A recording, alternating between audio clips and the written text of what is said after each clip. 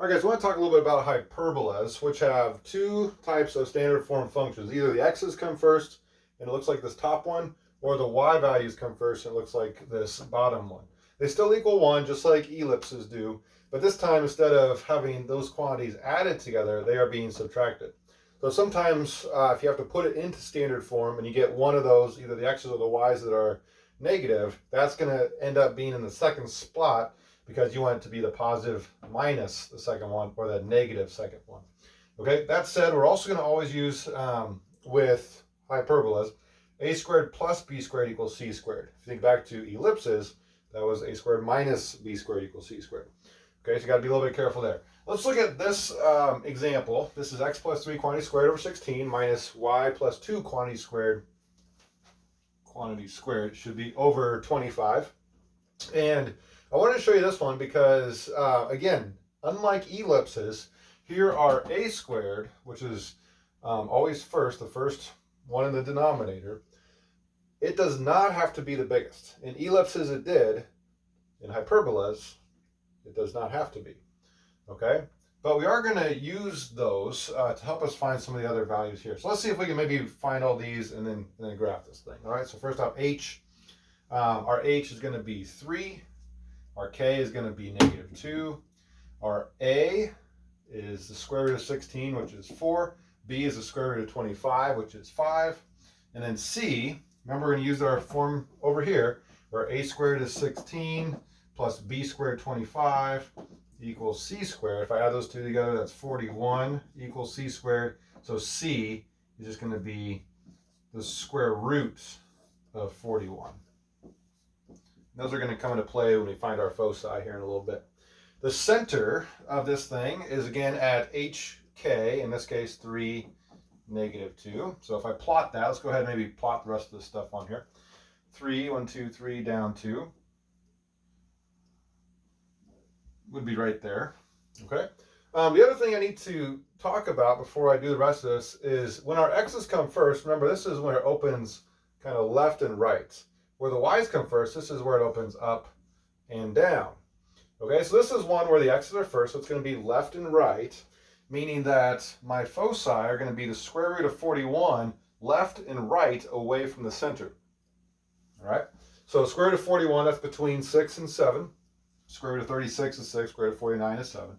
So I'm going to go a little bit past 6 spots away from my center, and that's going to be my foci. So if I go, let's see, 1, 2, 3, 4, 5, 6, plus a little more, be right there. And same thing on this one, 1, 2, 3, 4, 5, 6.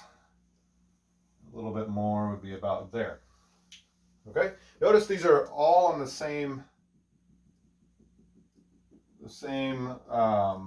line, y equals -2, which will be one of our axes here in a little bit. But I can write that, since they're all on that same y line, that's the y value of this is going to be -2. If I write my foci as an ordered pair, it's going to be something -2. And that something in front is going to be an x value compared to my 3 of my center. That 3 is either going to be less by square root of 41 or more by the square root of 41. So I can write that by saying 3 plus or minus, meaning the 3 from the center, 3 plus or minus that square root of 41, okay? And this is actually 2 points, right? 3 plus square root of 41, -2, and 3 minus square root of 41, -2 for the x and y's. A couple other things I want to write on here. Let's see, let's graph maybe my a and my b. I need to graph those still. A is going to be 4 spots away from the center. 1, 2, 3, 4. In both directions, 1, 2, 3, 4.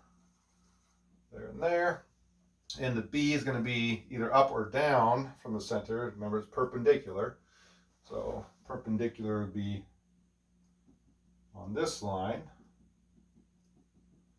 Okay, and that's going to be B spots away, which is 5. 1, 2, 3, 4, 5 here.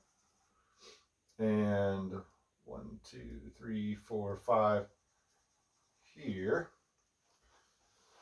Okay, and with those A's and the B's, what we want to do is actually draw kind of a rectangle. And I promise this will be helpful. Okay, like like that. Down here, like this. Okay, the reason we do that is because we're going to connect the corners in the center and go all the way through. Now again, this is drawn with freehand, so it might not be perfect. Kind of get the idea.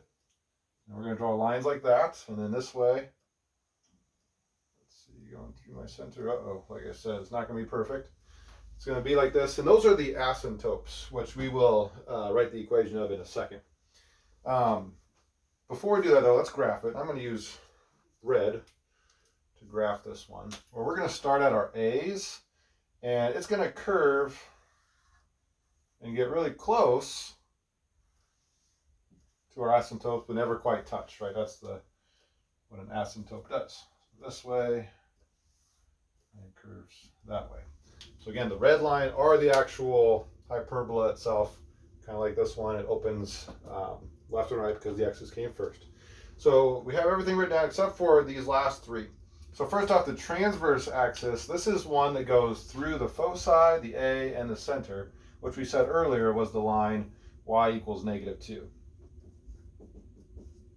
The conjugate axis is the one that goes through the B's in the center.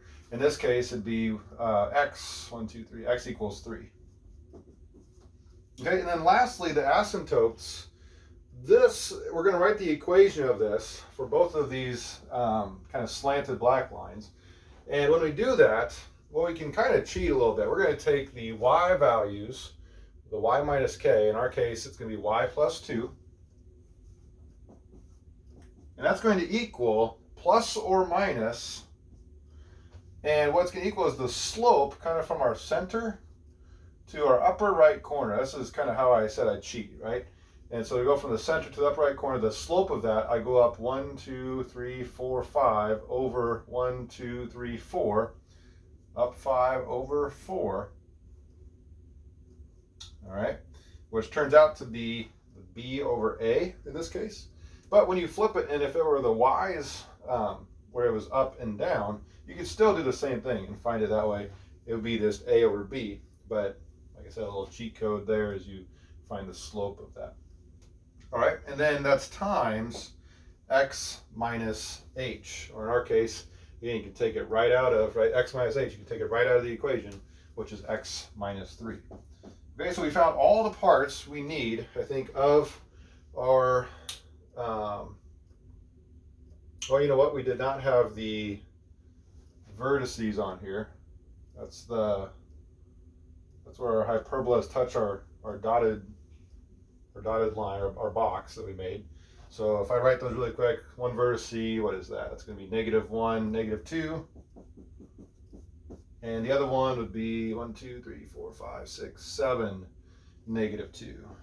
So those are the vertices of our hyperbola. And I think that's it.